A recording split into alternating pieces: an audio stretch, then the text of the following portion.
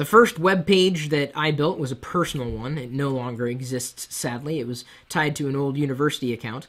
And I used, I think it was Pico or Nano to edit. HTML was pretty simple back in the day. Didn't take much.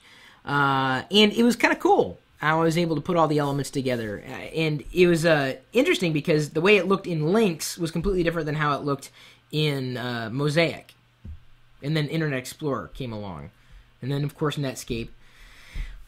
I remember the days fondly. In many ways, I still use basic text editors to build websites, if I build websites. And I don't really build websites. I play with CSS and I move code around, but it's usually done in a text editor. Building full-on websites, really, at this point, you're better off using a CMS type of construct like WordPress rather than just coding your own. It just seems to be like yesterday's news, unless, of course, you had a budget of millions and millions of dollars. Notepad, still recommended. I am a big fan of PS Pad. It's freeware for Windows. Notepad++ is huge with our community. Of course, there's also Microsoft Expression Web. Now, I don't know if you've used that or didn't even know that Microsoft had the software available. It was an acquisition.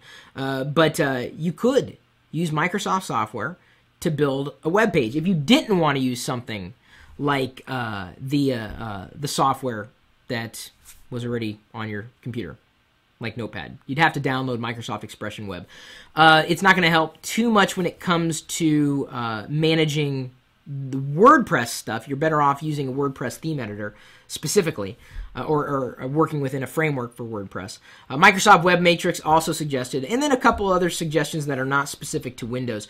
My favorite website or theme editor in the entire galaxy, and I'll have to link it in the video's description and in this article, because it helps you build themes for standalone sites or WordPress, Blogger, Drupal, Joomla. It's called Artisteer. I did a review on it a long time ago. go.tagjag.com/artisteer. ARTISTEER.